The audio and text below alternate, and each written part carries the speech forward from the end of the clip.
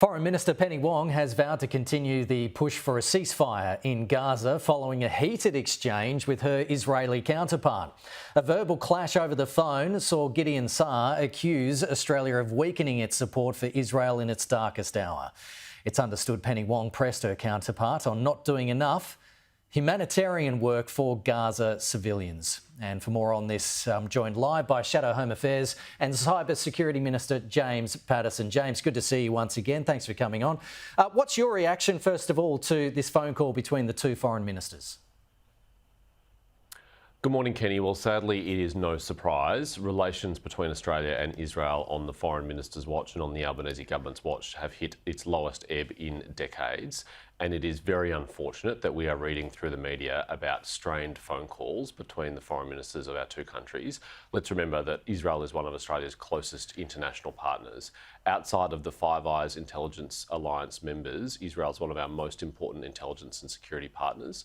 They have repeatedly shared intelligence with Australia, which has thwarted terrorist attacks on our own soil here domestically, and which has also helped save the lives of Australian Defence Force personnel serving in the Middle East. So to have allowed it to get to as bad as it is a very bad reflection on the Albanese government and their diplomatic skills. Penny Wong also announcing Australia will reopen its embassy in Kyiv in Ukraine after its closure in 2022, shortly after Russia's invasion. Is this the right time? No, it's frankly far too late, and this is another important international relationship that the Albanese government and Penny Wong have mismanaged. We obviously rightly closed our embassy immediately following the Russian invasion of Ukraine, when it was uncertain whether Ukraine would be able to continue to control Kyiv.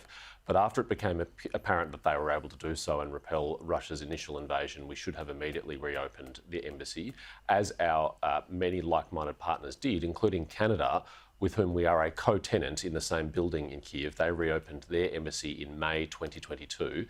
President Zelensky has been privately urging the Australian government to do this for some time. He publicly urged them to do so in February 2023. So has the opposition. Simon Birmingham, our Shadow Foreign Affairs Minister, was there in August, and he promised that a Dutton government would reopen the embassy in Kyiv. It should not have taken this long. We're now well behind our allies and friends, over 70 of whom have reopened their embassies in Kyiv. Think tanks, including the Australian Strategic Policy Institute, could be made to compete for their funding.